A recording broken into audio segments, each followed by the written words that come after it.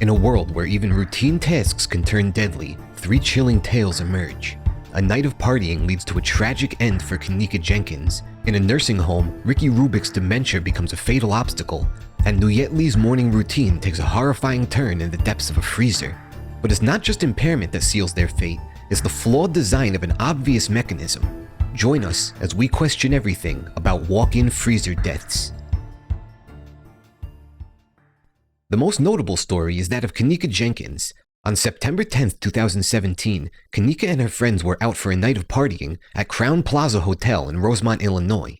Like most hotel parties, the alcohol was flowing freely, and on security footage, Kenneka can be seen heavily intoxicated. She had gotten separated from her friends and began wandering down the backroom-like hallways of the hotel, searching for an exit, her movements erratic and unsteady.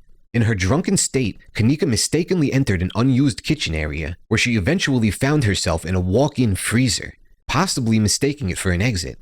Kenneka's inebriated condition made it difficult for her to discern the freezer from a regular room, and further exacerbated her ability to find her way out. The circumstances surrounding Kenneka's death sparked curiosity because of Kenneka's mother's 911 call about her being missing. And with many questioning how she could have ended up in such a perilous situation, there was a Netflix documentary made about how she could have been lured into the freezer by a murderer. But it's a bunch of bullshit. She was obviously drunk off her ass, but that still does not excuse her death. On January 22, 2024, tragedy struck at the Meadows at Escalante, a nursing home in St. George, Utah. Rickie Rubick, a 75-year-old woman, had been admitted to the facility 10 weeks prior. As a patient with dementia, Rickie was supposed to have round-the-clock care, but today was wandering the grounds alone and discovered a walk-in freezer. After entering, she couldn't find her way out and wouldn't be found for hours. When the door was opened, Rickie's hands and feet were frostbitten and her body temperature had dropped to 79 degrees Fahrenheit. She was rushed to the hospital where they attempted to save her, but 4 days later she succumbed to her injuries. The Meadows was fined $11,000. They put out a boilerplate apology, and everything went back to normal. At this point, you may be thinking, well, everyone you mentioned was impaired in some way. Of course they're going to get stuck in a freezer. Meet Nguyet, a store manager at an Arby's in Louisiana. One morning after coming in early to open up the store, Lee was preparing food for the day and went into the freezer. The door locked behind her, but she was of sound body and mind. It shouldn't be a problem. She went to open the door using the plunger handle, but nothing happened. Then she tried calling using the emergency line, but got no response. Since Lee came in early to open the store, she was the only one there, and no one heard her cries for help as she beat her hands bloody on the door trying to escape.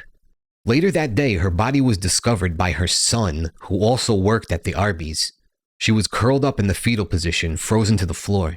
During a recent inspection of the restaurant, Lee's family's legal team uncovered alarming evidence, including a disconnected emergency alert system that could have saved her life and a plunger handle that did not function correctly. Some walk-in freezers have absolutely no safety precautions, but the ones that do are not that much better. The inside of a freezer has a plunger handle, which activates the latch from the inside with a rod that is pushed through to the other side. However, this rod can get stuck in the cold, or even just be off-center to render the plunger completely redundant. And if you think this hardly ever happens, well, you're kinda right. But there are still 60 deaths a year from these incidents. How do we fix this? Put a normal fucking handle on the door. The end. No arguments, no facts. Use a normal handle on both sides, and no one will ever freeze in one of these contraptions again. It's 2019 in Pompano Beach, Florida, and the Wanes family had just returned from a day out on the boat together. Nicholas was 5, and while his mom and dad were inside putting things away, he went out on the patio to have some fun. Nicholas's parents left the cooler open to dry, and he wanted to play a game of hide and seek. Like a contortionist, he got himself fully inside before closing the lid on himself. And as you can see, there's still a bit of an opening there, but then he closes the airtight lid and the metal plate closes over the padlock ring, sealing Nicholas inside. He starts screaming for help, but as his parents come running outside, they can't pinpoint where the muffled screams are coming from. Then finally, his dad opens the cooler, revealing a terrified Nicholas Wanes, who leaps into his mother's arms to safety.